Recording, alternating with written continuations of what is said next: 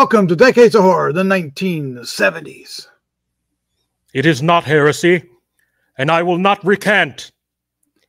But if you don't recant, you can't have any pudding. Nah, this is episode 214, recorded April 24th, 2024. Gruesome Magazine.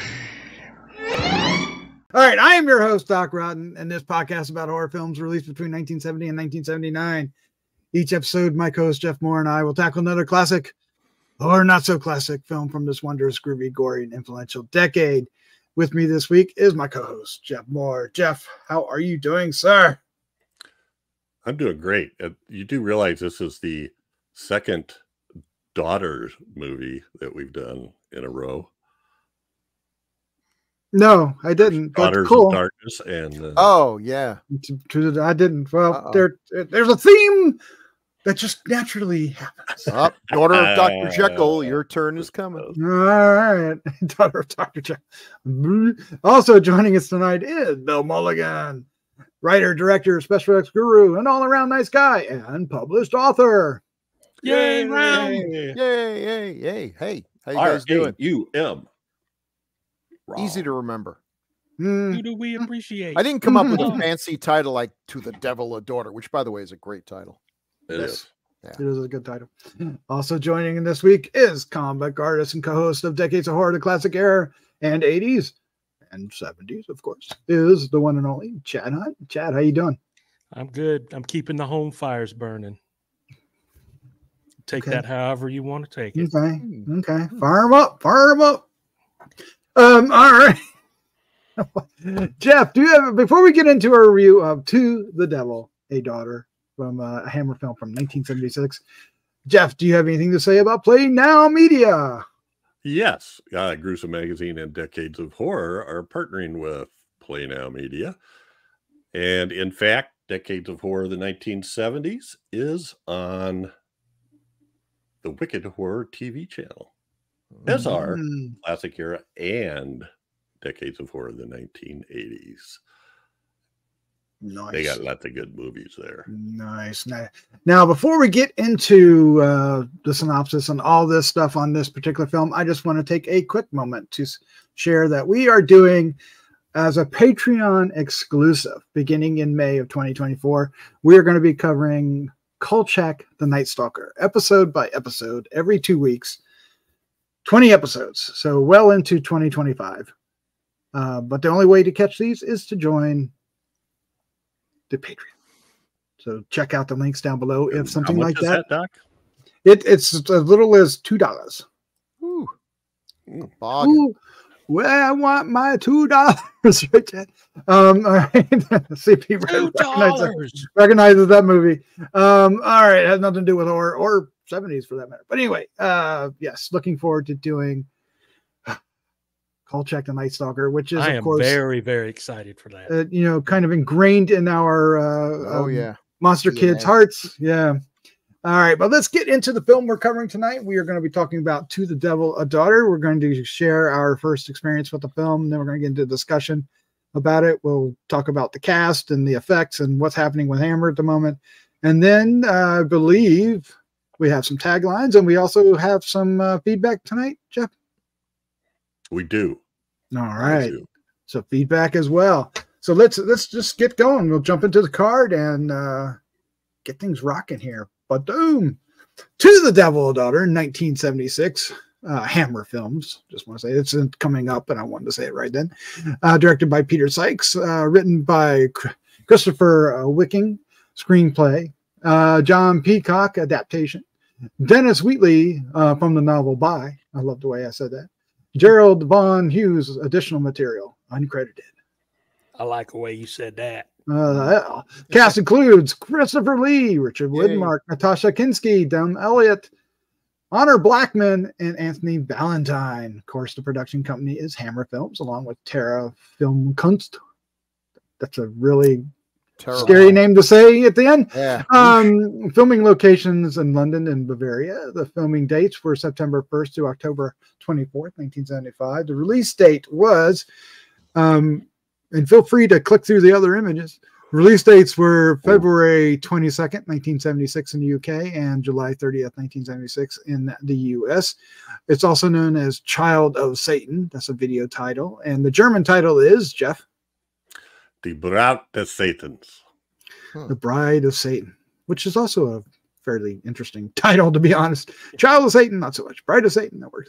Synopsis is, an American occult novelist battles to save the soul of a young girl from a group of Satanists led by an excommunicated priest who plan on using her as the representative of the devil on Earth. It's kind of alarming that the movie could either be The Bride of Satan or The Child of Satan. It makes you wonder if there's maybe some underage shenanigans going on here. There is some underage shenanigans, or even some incest in hell. I don't know. And I forgot, I left these out, but we do have information. The budget was £360,000, which translated to about $750,000 at that time. And the domestic box office is estimated at $3 million by the ultimatemovierankings.com. Every place else, I mean, geez, everybody talks about the budget. No, it made money, but nobody said an amount. So they have a formula they use based on a lot of things, but that's what they come up with.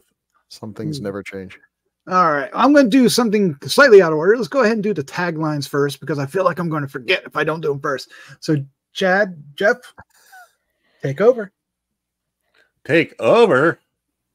Well, you know, every week we have to do this, or every episode of Decades of Horror, all of them, which Chad is on. We do this thing called Taglines with Chad. And I don't know why to this day.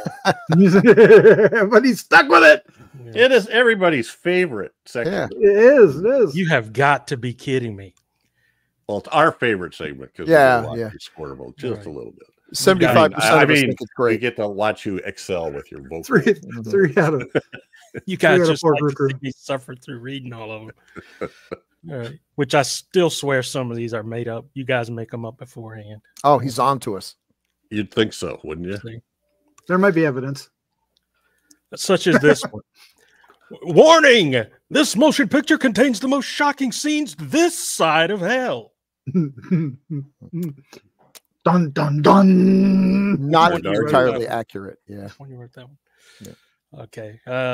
Next is, and suddenly the screams of a baby born in hell. Ooh. I think that's supposed to be like after the title, like to the devil, a daughter, and suddenly, I don't know, maybe. Yeah, that's what happens every time I take a bus. Same screams, huh? Yeah.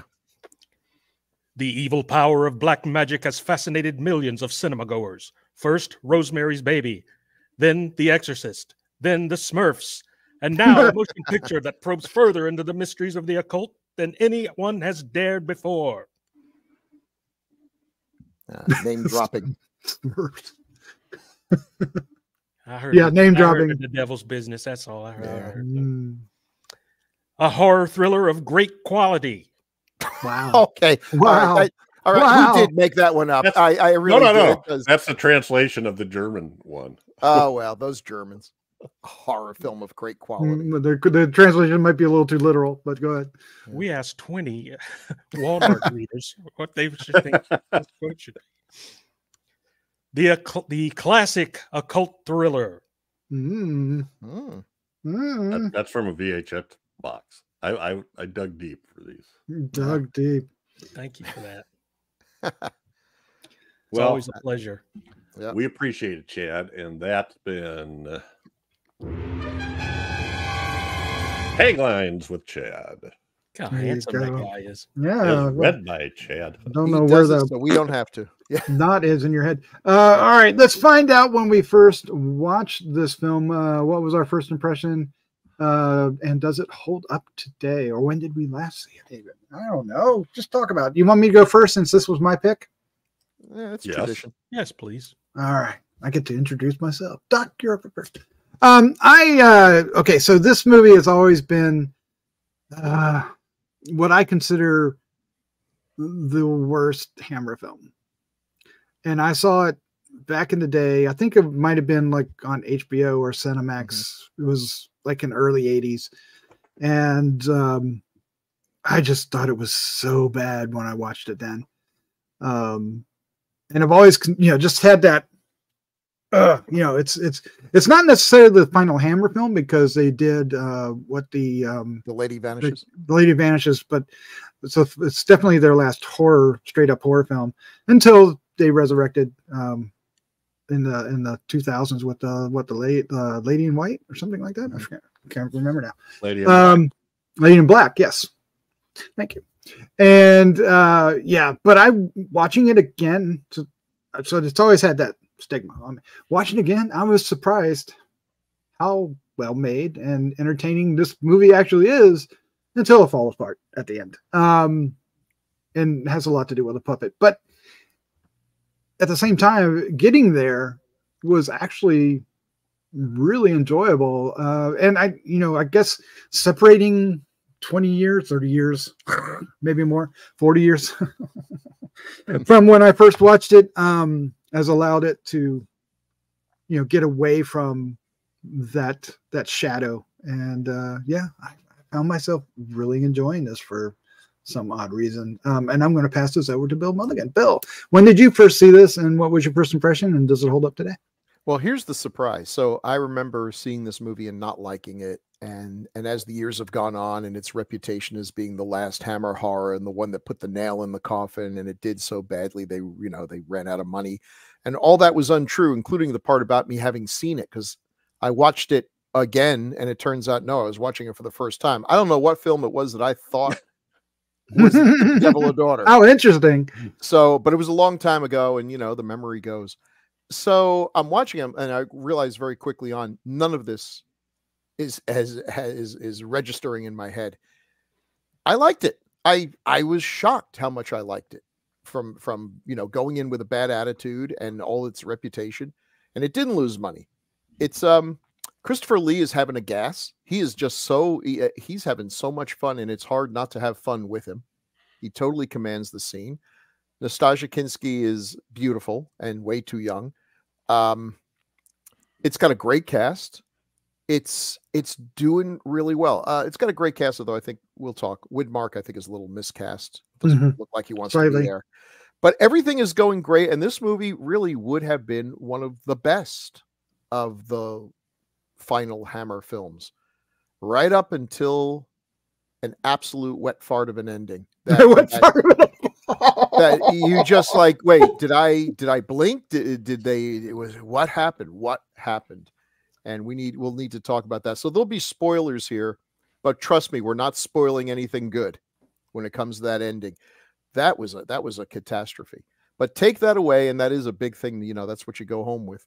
But take that away, and I think this is actually a very entertaining movie. I don't think it deserves its bad reputation and the hatred that people had for it. I understand why Dennis Wheatley wasn't happy, and this is a much more graphic in terms of like sex and nudity than you're used to seeing in a Hammer film, and that's not something I'm entirely comfortable with. I'm not a prude by any way, shape, or form, but I like my Hammer movies with a little more suggestion than it's like watching. It's like seeing your grandma at an orgy. It just doesn't seem right to see a Hammer film doing the Hollywood exploitation thing. But for all that, this is one of the biggest surprises for me that we've had on this podcast. That it totally went beyond my expectations. So you think it holds up well today then? I think if you go in with the sort of negative expectations I had, you're going to love this film. So I don't know how regular, normal people see anything, but I really think if you haven't given this a chance because of its, everything you've heard about it, give it a shot. Or if you have seen it, like Doc, you said you saw it and hated it. Oh, I did see it and hated it. Yeah. I don't know what's changed. I wonder that has elevated in your expectations. Well, I think it has to do just with the proximity to better films. I mean, The Exorcist, The Omen. I mean, you could even argue Beyond the Door are just more effective devil films, right? Race with the Yeah. Devil. There's all these 70s just was full of them. Right. And by comparison, they're better. Especially the higher profiles, Rosemary Yeah. Baby, Exorcist. You put this in that category and it's a piece of crap compared to it. But this has got one of the best villains of all those films. Yeah, I would give you that. But putting on its own Yeah. its own table now, out, you know, divorced from what was happening Right. at that point, I think it holds up better. Well intentioned, didn't compete with what was out there. Hmm. Yeah. Chad, when did you first see this film, and what was your first impression, and does it hold up today? This is the first time I've ever seen this film. Wow. Yeah. And the reason why is I've become so fed up with devil movies. There's a lot. You know, and this had Richard Widmark in it. No offense to Richard Widmark. He's a great actor. He's a legend in Hollywood and all that. But what the hell was he doing in this movie? Oh, he's asleep in this movie. Yeah. And, oh my God. It was a snore fest with him. And, but Christopher Lee can't help but not be a badass here. He's just an evil, twisted villain. And he just delivers whatever his paycheck was. Boy, did he earn it, because he's really menacing and really, over the top in some places, and I just loved him in this. And we get to see his badass too. Yeah, he's sort of. I thought I would go to my grave never seeing Christopher Lee's old decrepit ass in an orgy in a Hammer film, but I did. I seen it. I seen the whole thing, and but yeah, I agree too. I wasn't interested in watching this film, so watching it this time, I didn't have high expectations going in, and I was surprised at how much I started to really enjoy it. And you know, Natasha Kinski, you know, her dubbed in voice was kind of irritating because it was so monotone and so no feeling or any kind of inflection at all in that voice.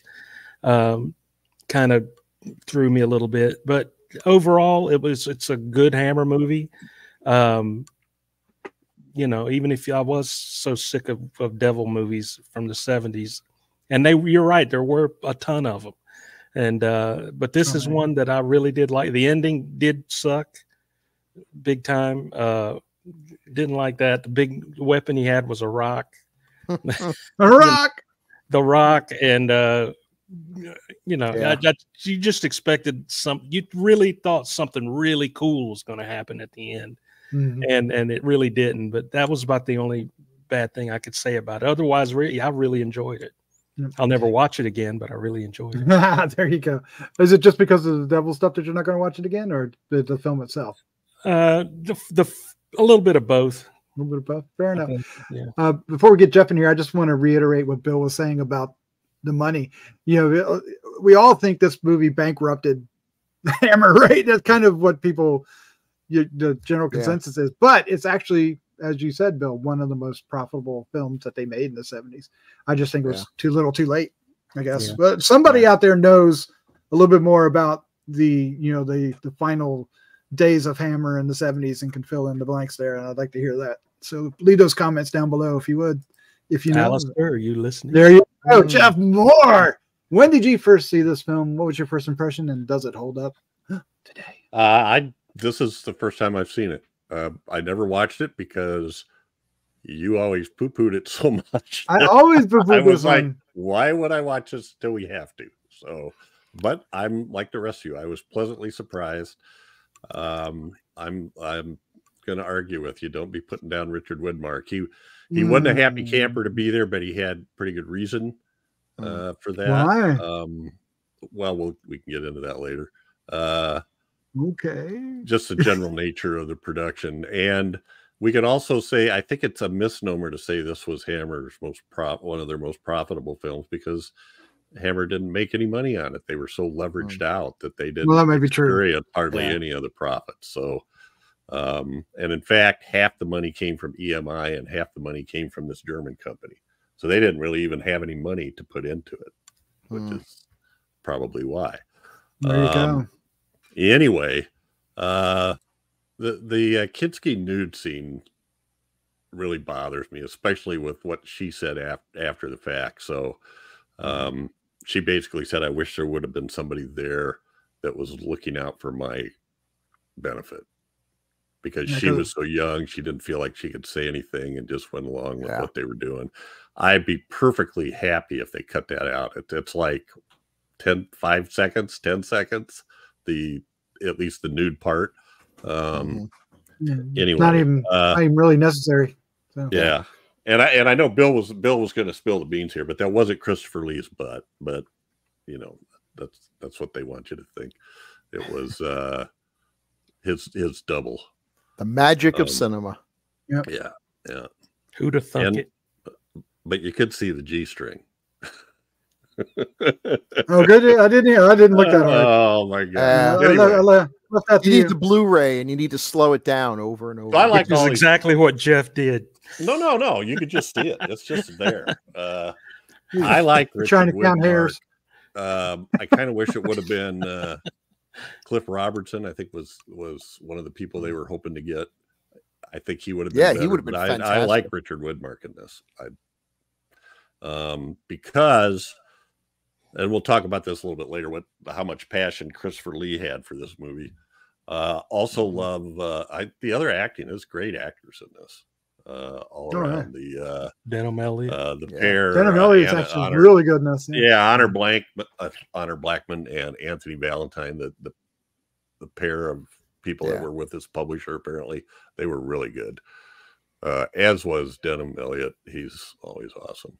Right. Anyway, and Christopher Lee just kicks ass. I mean, talk about an evil dick. So I should stop there, but it's shot well. It's colorful. It's got some really interesting settings. I mean, that room where Richard Widmark was at, did you notice the ceiling in there? It had like a curved brick ceiling in his library, but then at one end of it was like a metal bulkhead. It was like this heavy metal thing with an angle across it with big rivets in it. I thought, what in the hell is going on?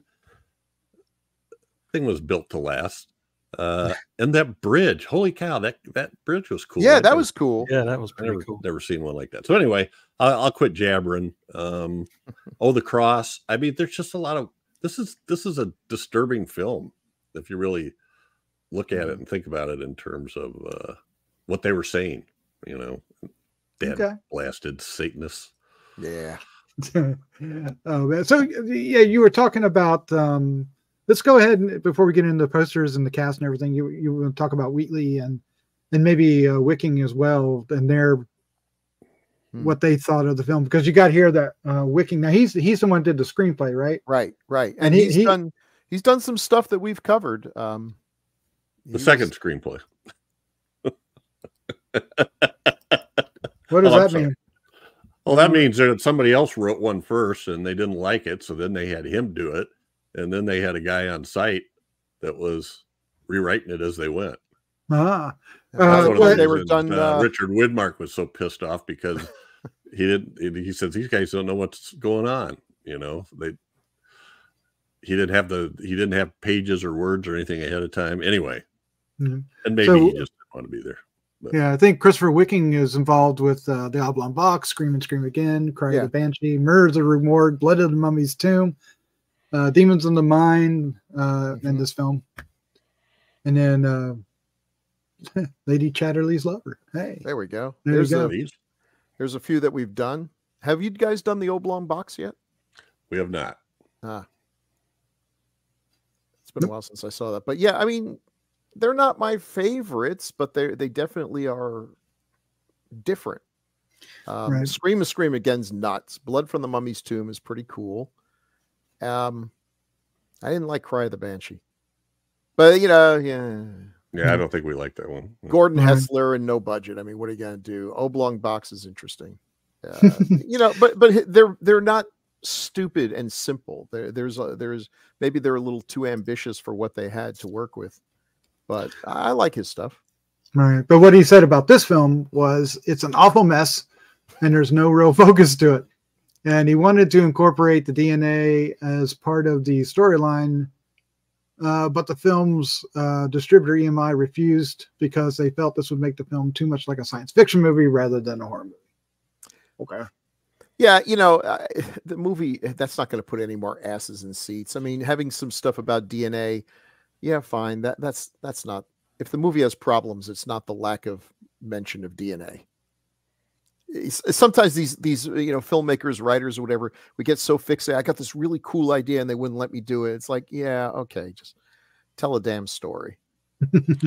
So when I was reading about it, that they literally, it was a mess because number one, they were rewriting as it went. Number two, Michael Carreras went to the US to try to promote Vampirella. Oh yeah. And he put Wicking in charge. So he was kind of the line producer, which Wicking had never done before and was still kind of young. And then Peter Sykes and the uncredited writer, Vaughan-Hughes, Gerald Vaughan-Hughes, was changing stuff as they went because they thought there was stuff in there that wasn't going to work. So Wicking would see the dailies and go, what the hell is this? Wow. This wasn't in it. And it came to the ending. There was the thing, you know, there's a place where they're drawing all the blood out of the woman and stockpiling it all up, which was cool. And they're like going, at some point somebody went, so what happened to all the blood? Oh shit, we forgot. Oh boy. Oh, we got to come up with some reason that they needed all that blood. Well, then they came up with this blood circle thing, which, yeah, perfectly reasonable. I forget who said one of the endings that got changed was he was not supposed to be felled by the rock. He used the rock to escape the circle, but then Lee ran after him. And when he went out of the circle, he was hit by a lightning bolt, which is just as out of nowhere. That's not a great ending, but it's better than where'd he go? He's gone. Not even a puff of smoke. So there was it's sort of like the doctors left the inmates in charge, kind of, you know, and so they're sitting there. Richard Widmark's like going, what the hell? I don't even have my, I don't know my, you know, I'm sure he's the kind of guy that likes to learn the script and be on time and all that shit, you know, old school, looking at his career, and he wasn't getting a script. At the same time, Christopher Lee wanted to, this was a passion project for him because he wanted to show everybody the dangers of Satanism. That he looked at all this stuff as real, and you people need to know. And then when they changed and put this ending in, he went, well, that just made it seem way too easy. You know, I mean, he thought people should be aware of this and worry about it and do something about it. And anyway, I'm done. That's my rant. Could someone in Hollywood actually make a movie about Christopher Lee actually fighting Satanists? At some point, he calls up his pal Peter Cushing, and they fight him together. You know, that would be awesome. Yeah, you know what? I was actually at the Famous Monsters convention when Michael Carrera was there, pushing the Vampirella project. The poor guy looked like he was totally jet lagged, and I realize now why. He looked like the weight of the world was on his shoulders. You never saw a guy looking so beaten down, even though we were just loving on this guy and applauding and everything. And he was trying to build up some enthusiasm, but I think he knew just what a sinking ship he was on. Christopher Wicking said Hammer at that time was him, Michael Carreras, and 2 secretaries. But, yeah. They still pumped out one more film. Yep. All right, this is considering all of that, this is a pretty good movie because there's some disturbing crap in there, you know. That cross freaked me out just a little bit. The upside down cross. Oh, the cross with the guy doing the upside down cross with the golden guy with his legs spread, and then the whole I'm kind of like going, wow, you guys have gone a long ways between showing boobies in 1970 and now we're having an orgy in 1976. Anyway, keeping up with the times. And I kind of dug the little puppet thing. I know it was cheesy, but I kind of dug it. It was. And as far as films that they made that were set in modern times that we've seen, that we've covered so far, this one's much better. This one wasn't immediately dated the way AD 72 looked ancient by 1973. Yep. By the time it actually came out. All right, let's take a look at some posters. All right, this is a pretty good one. It's got the little heads down at the bottom. Artwork looks good. Oh, and this spread woman in the middle. Yeah. Could they have picked a worse picture of Richard Widmark, though? Yes. I don't know. Well, we're going with that, but yes. And suddenly she screamed. There it is. It's at the top, but it's not after. Anyway, here's the next one. I don't recall seeing this one ever. But another great face from Richard Widmark. Yeah, same one. Yeah. So like the last one was like they're going to be here for Nastasha Kinski, and this one they're going to be here for Christopher Lee. And who's the pretty looking dame in the corner there? I don't remember her being in the movie, but okay. Yeah, who knows? Blonde. Yeah. One of the secretaries. Looks like, yeah. Looks like somebody's tickling Richard Widmark's butt with a wet finger. Ooh. That was too graphic. All right, here's the next one. There's you a better picture of Widmark. That is a better. Well, yeah, hell. That's before the finger got involved. Yeah.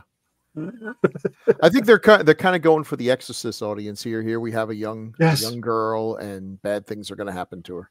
Yep. And the one at the bottom looks like that looks like one of those recent ones. Yeah, that's some. Yeah. Like they really like that picture of Widmark, don't they? They really do. They do. Is it actually from the film? Probably when he's throwing the rock. That's before he throws the rock. That's when he picks up the rock, like rock. And then was it the or lifting her off the the I don't know, what do you call that? Color negative altar. Everything got all pink and then it got all so for those in the audience who wonder what we're talking about, after establishing Christopher Lee as a legit badass who is in control and can do has all kinds of the powers of Satan, Richard, look at him grinning like a demon up there, this guy. Oh, and that scene though, you got to describe that scene. Well, I mean, that's when the one woman was birthing. Oh, right. Through her stomach. And first they show the one guy's face, and he's like, and then they show the woman's face, and she's like, oh, and then they show Christopher Lee. And he's grinning like a. Look how dark those eyes are. Yep. Shark's eyes. Yeah. Anyway, so he is the badass of all badasses, and then Richard Widmark, who looks like he's about to fall over, he's so old, picks up a rock, just a regular rock, the kind of rock you might see in your front yard. That you keep meaning to toss out because it's going to wreck your lawnmower. And he just picks it up and beans him on the head with it. I mean, if he had shown up, I mean, this guy's supposed to be an expert in the occult. If he showed up with the dagger of Asmodeus or some arcane thing that the Vatican shared only with him, that'd be fine. But it was a rock, not even a special rock. Is that a rock from the Holy Land? No, it's literally the first rock that I found because I needed something to throw. Just stoned him right there. Like when he went in to look for the book of Azeroth or whatever. Wouldn't it have been cool if they'd have gave him a dagger or some kind of or even if they gave him a rock? I mean, I would have been okay with that. It would be like well, I kind of expected more. A blessed rock. Yeah. This is one of the rocks that held up the cross. That's right. By the way, Richard Widmark was 61 when they filmed this. But he still got a good fastball. For another 30 years. Yeah. If they said this is the rock that they were going to stone that woman with in the Bible, and Jesus said, let he who is without sin cast the first stone, and the guy just dropped the rock right on the spot. We saved that rock. This is that rock. It's like, wow, okay, well, this rock's got some history. But no, it was just a rock. Just a rock. Just tripped over it on the garden. It was slapped together. Yeah. Listen, I hate to pretend like I'm a better writer than Mr. Sykes, not Sykes, Wicking, who's got some actual credits to his name. But wouldn't it have been a perfectly cool ending if somehow Christopher Lee maybe got shoved out of that circle and all these demons that he had just royally pissed off by sacrificing came up to get him? Yeah, tore him limb from limb. Well, we don't know dragged him to hell, or we don't know what Wicking's ending was. Yeah. This has definitely changed from what he did. He said he didn't recognize any of that. But what's in the book? Does anybody know what's in the actual book? Probably nothing like what's in the movie. If that's true. Dennis Wheatley. Well, that's another thing, though, that you're going to get to that in a minute. So yeah, we'll get to that. So there's one more poster to look at. Una figlia per diablo. Diavolo. Did we? I would have picked a different color for the flame. Yes. Looks like she's. Well, never mind. Yeah, looks like she's having. Yeah. All right. Well, let's quickly move on to the book then. That's not the book. It says the book. Oh, there it is. The book's at the top. All right. Sorry. Yeah. Well, I just included like some of the ones that were either used by Hammer or were going to be used by Hammer. The ones on the bottom. He did my favorite, The Devil Rides Out, which awesome movie. Movie, and I like it way better than this one. But you get to see Christopher Lee as a legit badass hero, and here we get to see him as a legit badass villain. The Lost Continent, which is just buggers, crazy cool. And then they were going to do The Haunting of Toby Judd and The Satanist. But Dennis was so mad about this movie that he told them, don't ever adapt anything of mine again. And they did not. They did not. Yeah. Well, apparently Wheatley is much more popular in England than he ever was in the U.S.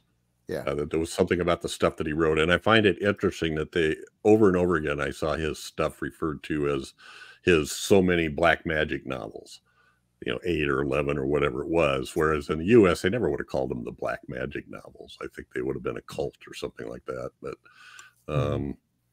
anyway, and Christopher Lee said at one point after they did The Devil Rides Out, Wheatley told Christopher Lee he could have the rights to all of his books for nothing. Wow. And I guess, apparently until this one. Until this one. Yeah. Until they did this. He's like, well, maybe that was it. Unless he had some other company make it. Yeah. Yeah. Well, let's before we move on, let's talk about Peter Sykes. We don't have any images for Peter Sykes, do we?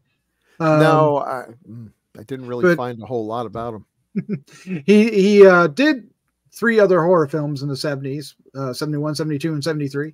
He did Legend of Spider Force, which is Nazi scientists and a woman known as the Spider Goddess attempt to develop a nerve gas made from spider venom. And it's considered a horror film. That sounds pretty good.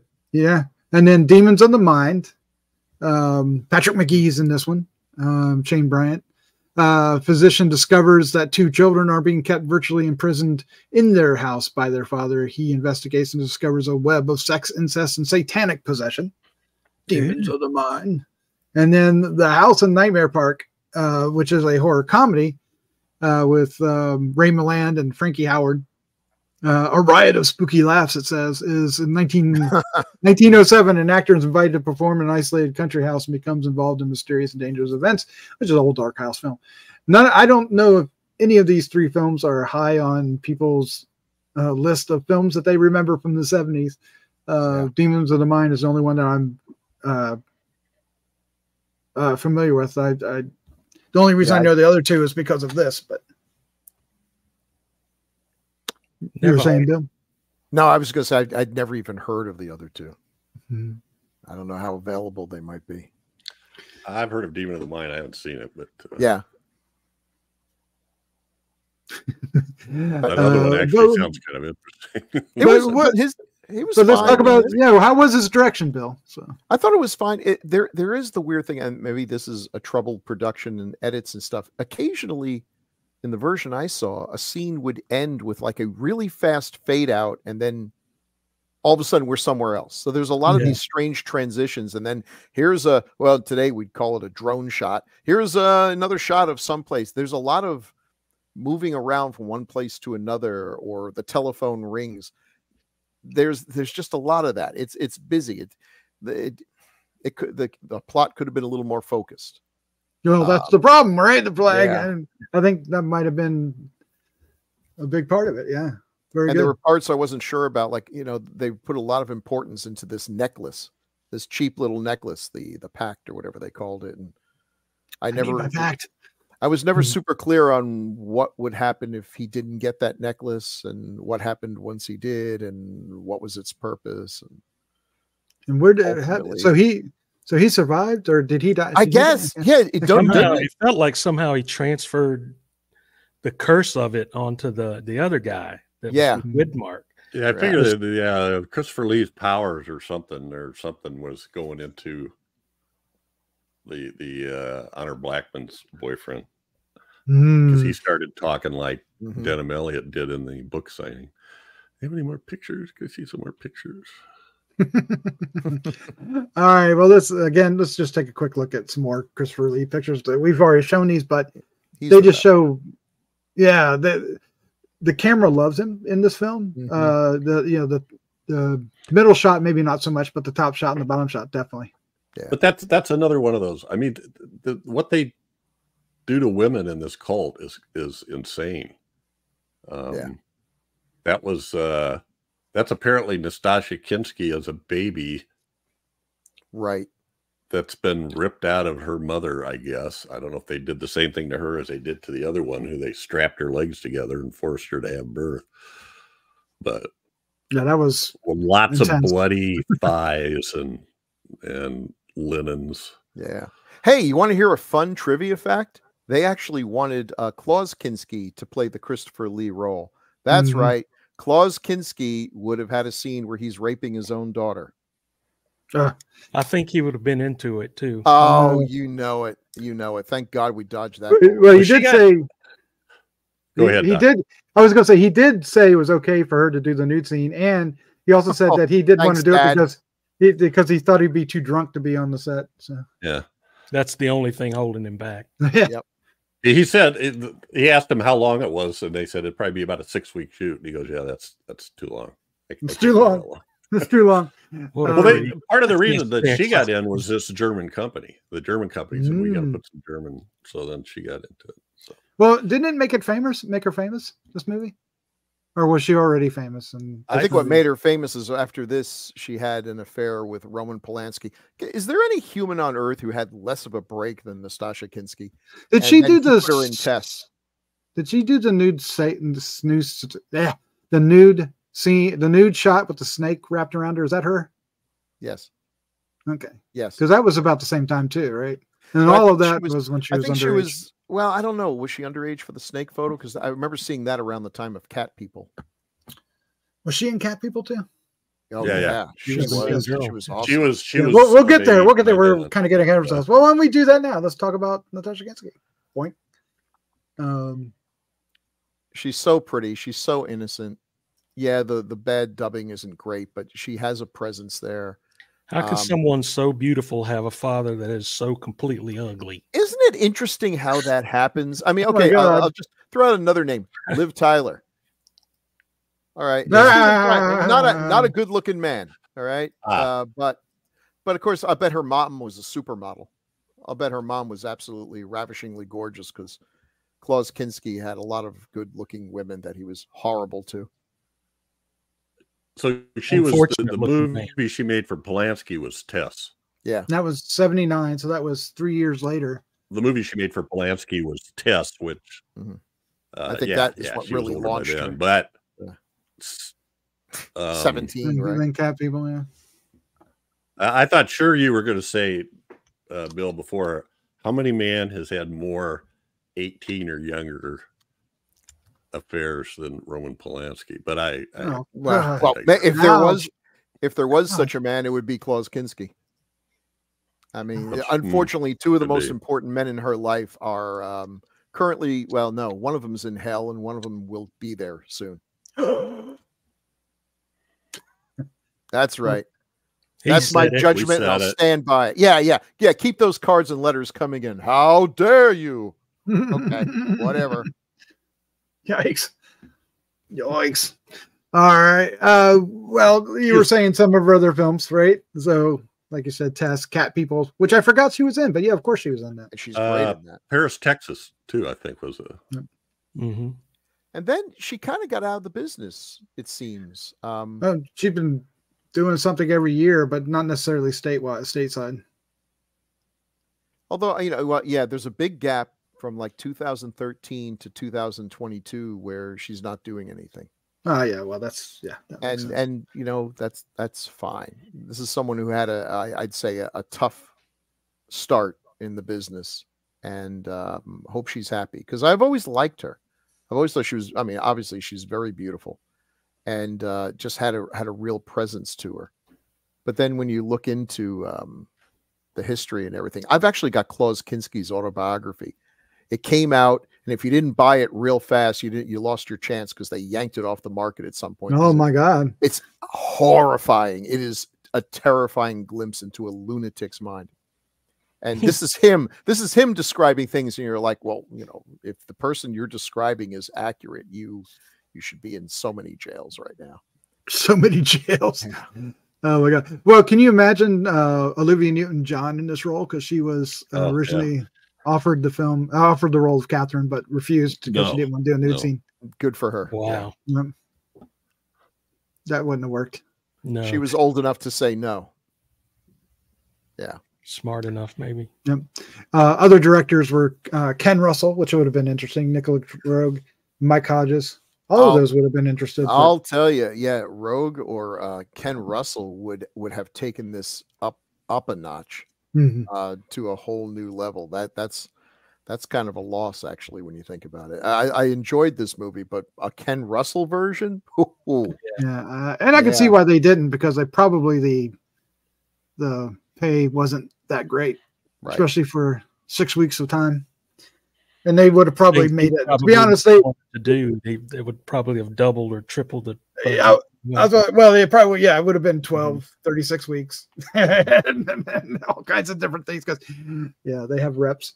All right. Let's talk about Widmark, who some of us have been saying he was kind of tired in this movie, but Jeff, you championed him. So this is your chance to back that up. Well, I don't think there's anything wrong. I don't think it was a great performance, but I don't feel like he seemed like he was tired. I mean, he runs across that bridge and cranks that bridge open. Oh, that's right. He does. That was a strange bridge. Is that a real bridge?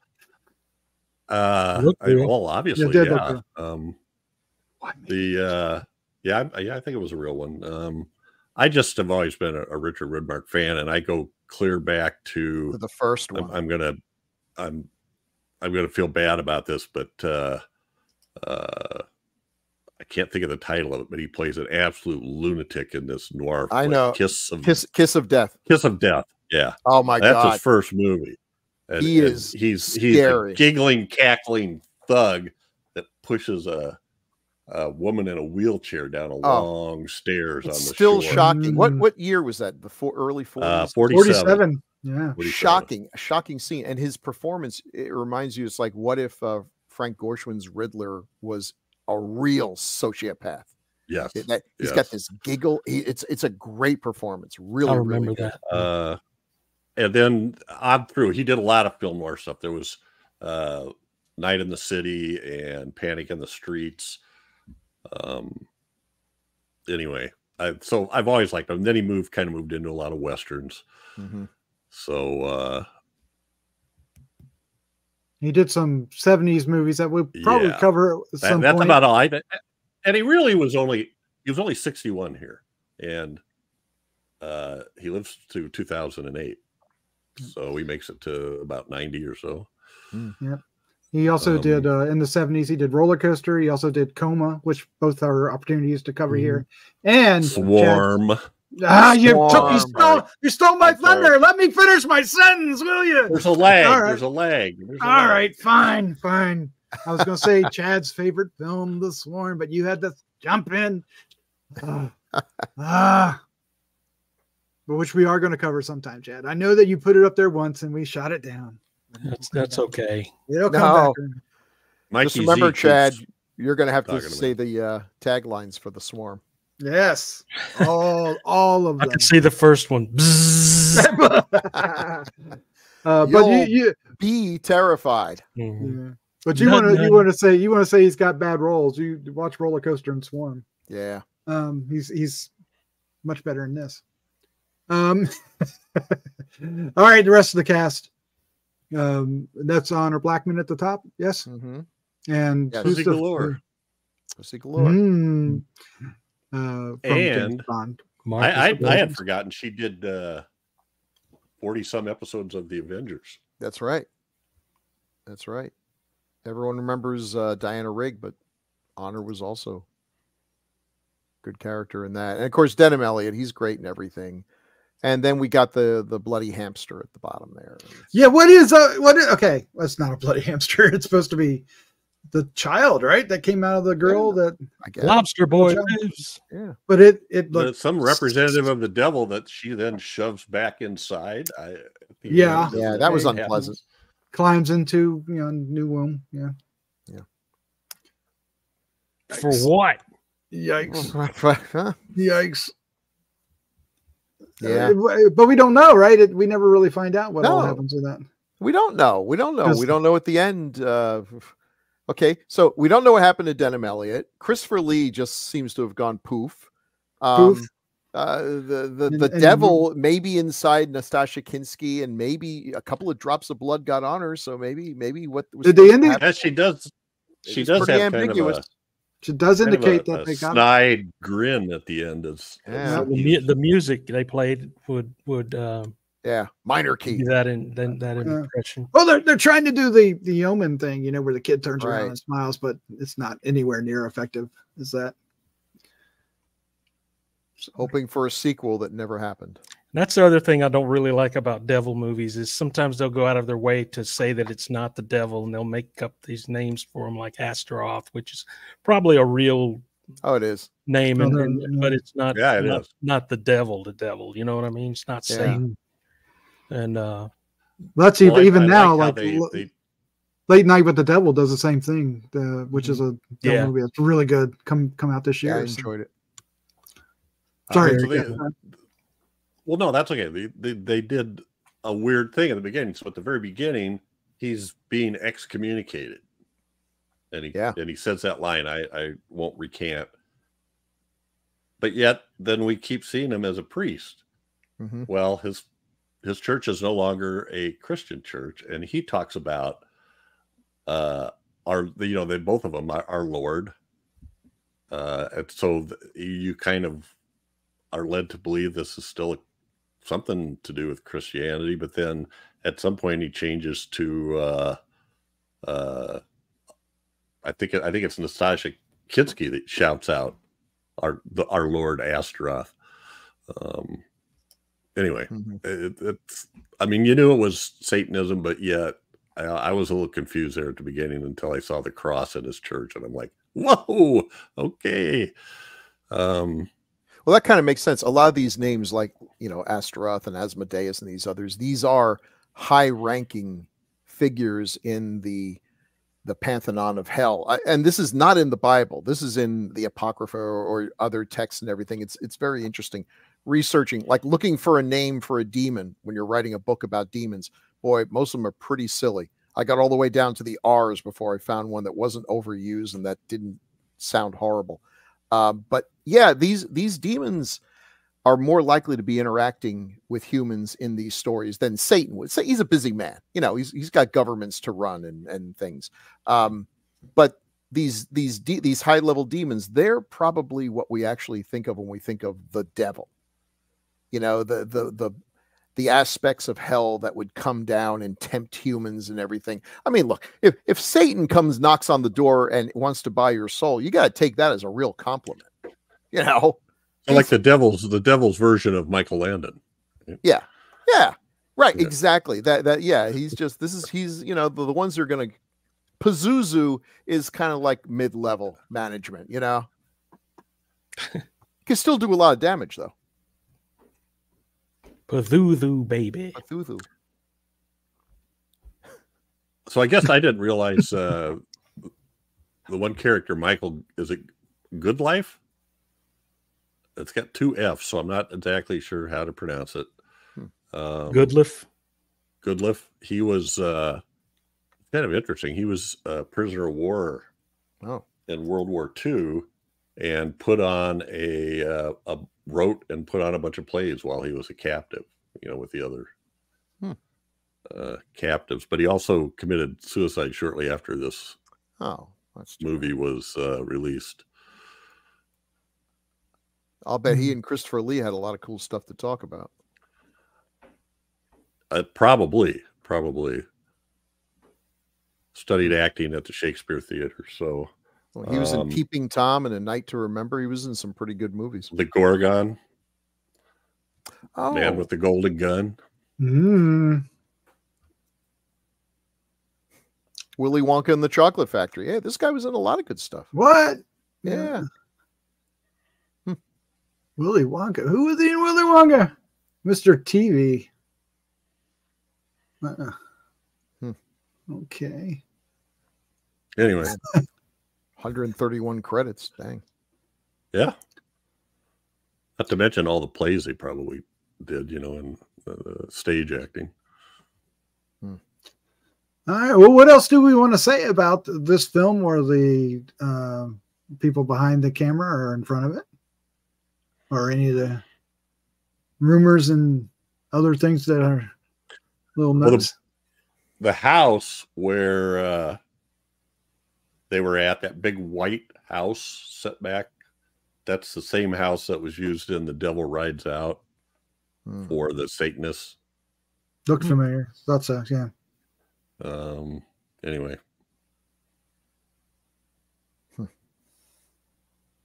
Okay. And they were saying that the puppet of the devil baby, appears to have been recycled in the Forest of Weir sequence in the 1980 fantasy film Hawk the Slayer.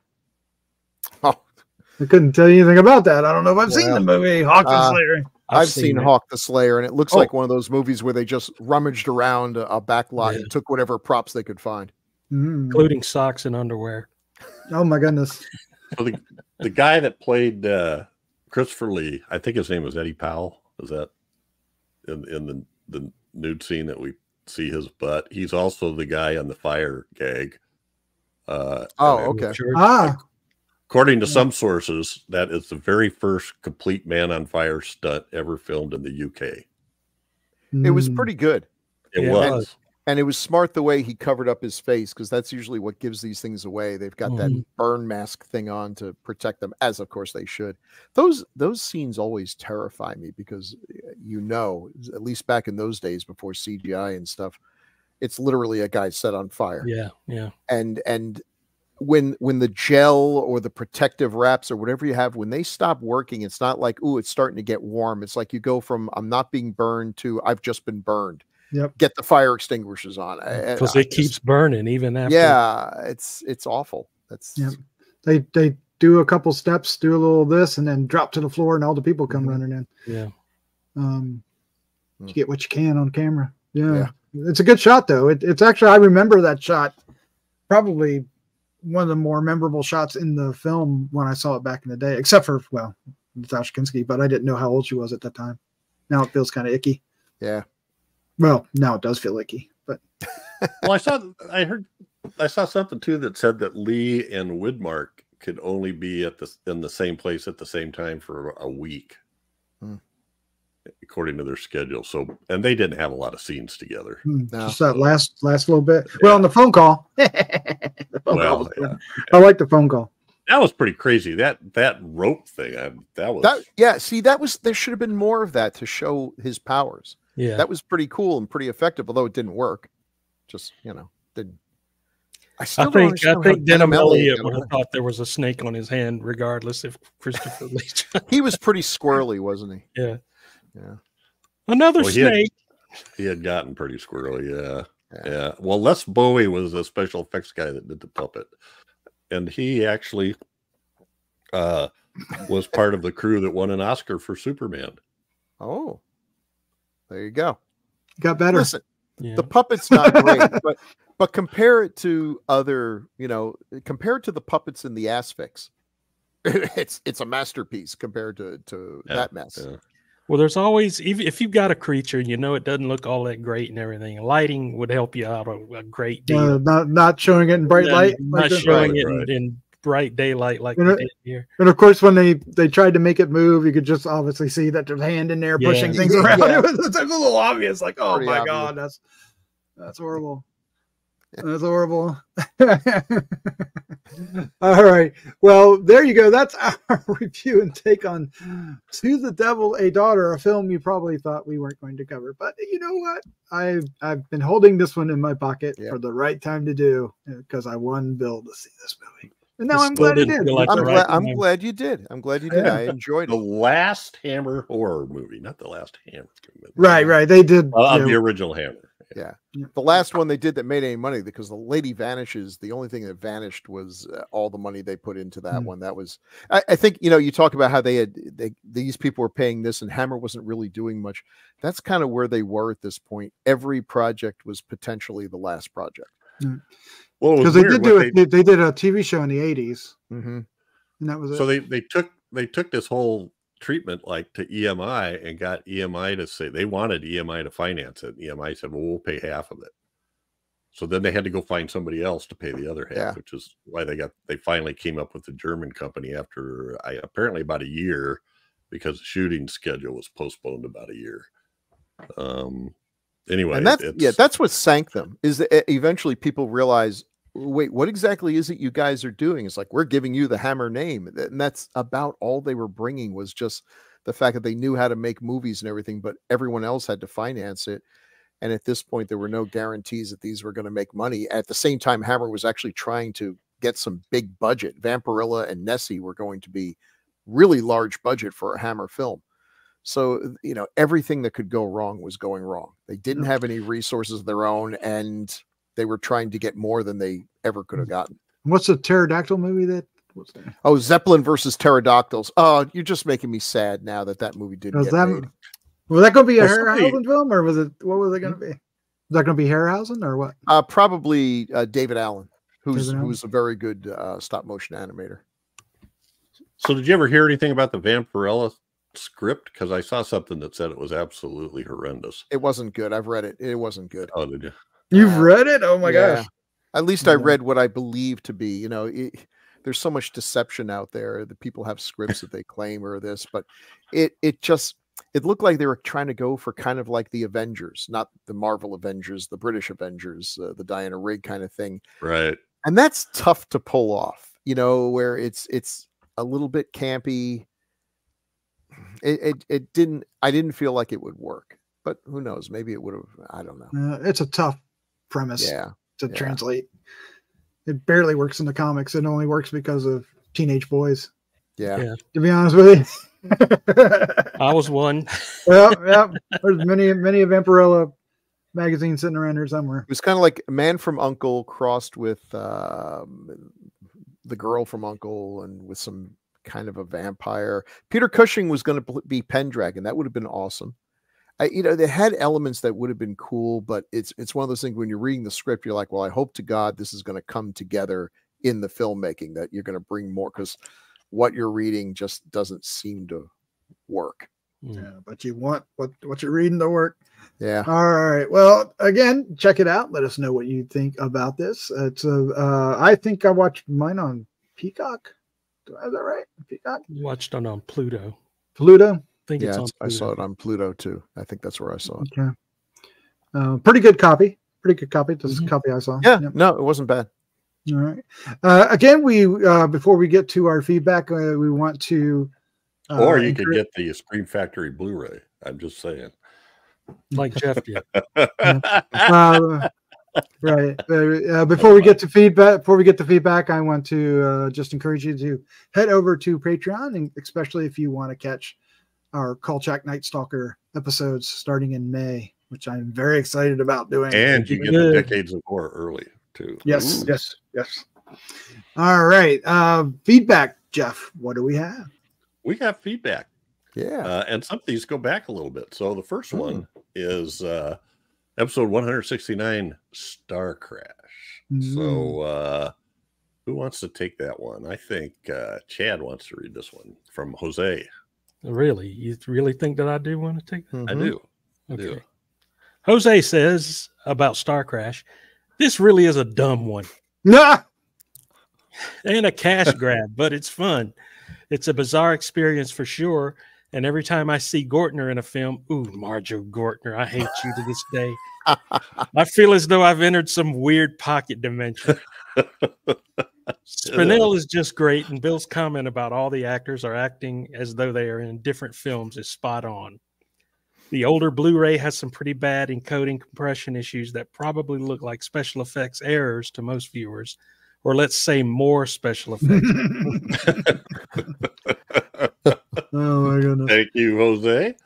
And I'll read this one. It's a little how do I want to say? Disconnected. This one is for episode 192, Let's Scare Jessica to Death, that we did with director John Hancock, from Robert Mueller. Well, I think he must have done this after, he must have joined YouTube right after the hearings or something. Anyway, different Robert Mueller. Okay. Film is copyright the Jessica Company. So does that make it an independent production? Yes. It was sold to Paramount Distributed, and he lost control of it once that happened. Poor gaslighted Jessica. Jessica says she knows who killed that man. Woody says, what man? Duncan says, I don't know. Scene 12, Jessica explores the attic with piano piece by Orville Stober, which is the guy that did the music for this, which was just a guy that Hancock ran across. I don't remember the story exactly, but he hasn't done a whole lot of stuff, but that it was interesting music. And finally, it was already a Saturday afternoon classic on one of the big three by the mid 70s when I was a young boy. All righty. Cool. Let's see. I think The Killing Kind, episode 193. Let's go up. So we'll go Bill for that. Okay. This is from Yeesaw117. New subscriber. I really liked your talk, guys. I'm also a fan of this 70s movie. By the way, I am a big fan of John Savage, and I've made a tribute to this film on my channel using the transfer the Vinegar Syndrome made to The Killing Kind. As you are also fans of this film, what do you think of my tribute? I'm not asking for likes or anything. I know it sounds like spam, but I would just like to know the opinions of fans of this movie about the tribute I made on my own channel. I was going to say, how am I going to get there? But I just did a search for his name, YISAU117, and I believe I have found it. So I'm going to take a look once we're done tonight. Yeah. And I'll let you know, man. Cool. It's kind of like a music video. It's music that he has put cuts from John Savage, and most of which are The Killing Kind. I think that's very cool. I've done some of that myself. It's fun. I'll definitely check it out. Thanks, and appreciate subscribing. Episode 211. Trog. Chad should do this one. Thunderhead Jones 9920, whoever this idiot is. Do we know who that guy is? It sounds familiar. Who could that possibly be? He says, my man Dirk, excellent tagline reading, man.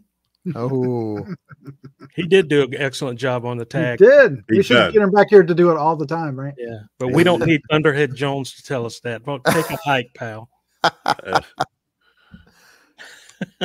He surfaces every once in a while. Episode 212, The Ghost Galleon, from Gregory Crosby. So, Doc, you want to take that one? Sure. Gregory Crosby says, okay, after listening to this episode, I tried watching it. And it's the only Tombs of the Blind Dead movie I haven't seen. It's now the only Tombs of the Blind movie. Oh my God, I can't speak. It's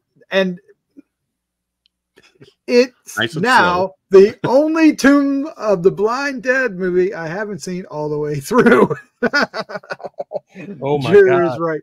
Revenant is the appropriate description for the Blind Dead, but in a world which ghouls have been misidentified as zombies for the last 50 odd years, it's likely a losing battle to get any horror fan to call them that. a revenant. I agree. Okay. Also Not on gonna do it. Galleon, episode 212 is Jose, and I don't have any idea where we're at. I guess Bill. Okay. Jose says, speaking of the Ghost Galleon, I have a couple of these on DVD. I forget the label now, but they are out of print. They also don't look very good. Yeah. Interesting movies. And the one I'm thinking of, they are on a train, has a really downbeat ending, kind of unusual. Edit, they are blue underground discs, old ones. They are not anamorphically enhanced. Ooh. So they don't look very good. I get it. Yeah. I don't. Thank you, Jose. And for Mikey Z, Chad, also on the Ghost Galleon. Mikey Z says, "Oh, Jerry. It's impossible, but it seems the game of bad movie poker, your Ghost Galleon and the Loch Ness Horror, appears not to beat Frankenstein Island and my suggestion of the Swarm. We split the pot. Advice lesson number 1, if held captive and you find a chance to escape, ditch the wooden-heeled shoes so that when running on concrete floors, you don't sound like the Crusaders from Monty Python and the Holy Grail. Stupid plot equals stupid people dying stupidly.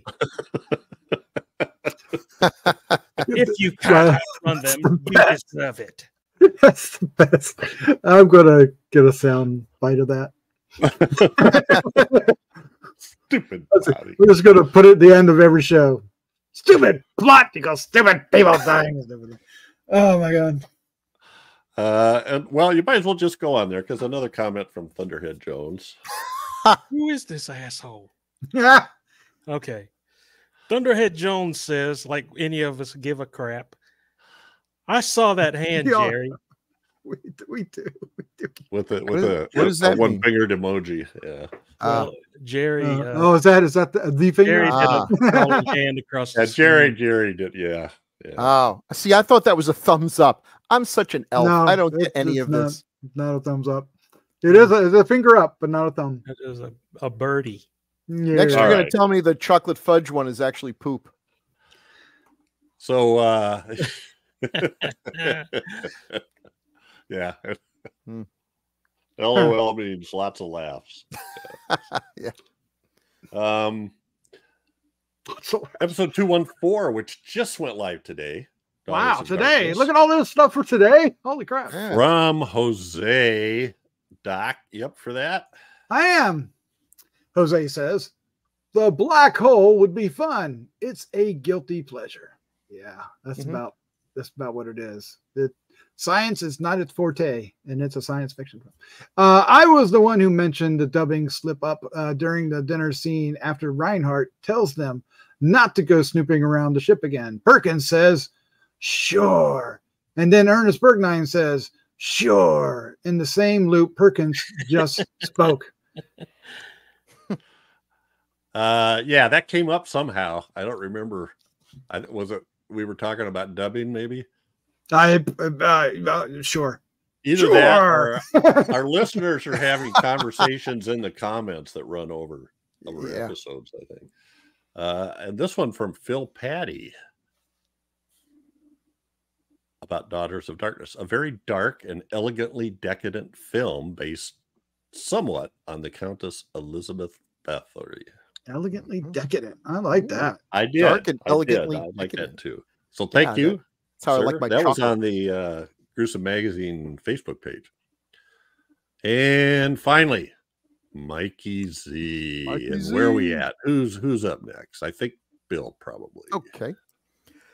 Still talking about Daughters of Darkness. Mikey Z says, Chad's back and immediately goes after Sammy Cassell. Yeah, those he deserves. They're like King Kong and Godzilla.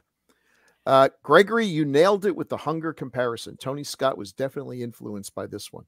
Beautifully shot and acted. Delphine Seyrig is mesmerizingly haunting as the vampire countess. I cannot see a younger John Carlin without recalling Willie from Dark Shadows. He just can't escape those bloodsuckers. Willie. Great podcast, guys. Great to see Gregory again. And Chad is back. Did I mention this already? Keep rocking the 70s, guys. Regarding my feedback saying, I hope the next one was better, I was referring to the subject matter of the Ghost Galleon, not your podcast. You know, I love you, amateurs, as defined by Gregory. Great podcast on a film I could not get into. Regarding my multiple suggestion that of that Disney space opera, at least I didn't mention The Swarm. Well, you just did now. No. Again, how many times have we said The Swarm today? I remember that. I remember this now because he was commenting back then and said something about the black hole, and I said, yes, you've already told us that. We get it. I got it written down. He gave me another list. I didn't even put them up here. Another list of films, most of which he's already suggested, I think. I guess I could pop it up real quick. Talk amongst yourselves for a second. Well, as you wait for that, let's talk about what's on our next episode. That's Jeff's pick. Jeff, do you want to say it or you want me to say it for you? Go ahead. His pick is Don't Be Afraid of the Dark from 1973. This is the TV film that is actually scary. Yeah. And we were talking about this one the next day at school. There was a lot of tired kids who had no sleep that night. What was her name? Kim something? Kim yes. Darby. Kim Darby. Yeah. And Jim Hutton. And William Demarest. It's gonna be fun. It's gonna be fun. Uncle Charlie, right? Uncle Charlie. Never mind. That was for a different episode, so I don't have any other stuff. So yeah, we've had this suggested. This was a suggestion from Lone Wolf. Wow, back in the day. So I kind of went looking for it, and I finally found a good copy that I've got linked here. I don't. Otherwise, it's pay-per-view everywhere, I guess. But I've been wanting to see this, so I haven't seen it long. I don't know if I've seen it. I feel like I've seen it once since it originally came out, but I do remember watching it when it came out. Well, there was a Del Toro did a remake of it. Yeah, well, I do remember that. And, is that the one Guy Pearce was in? Or what? Who am I thinking of? It doesn't matter. It's not good. Don't worry about it. Yeah, it's not really. It's not. It was bad.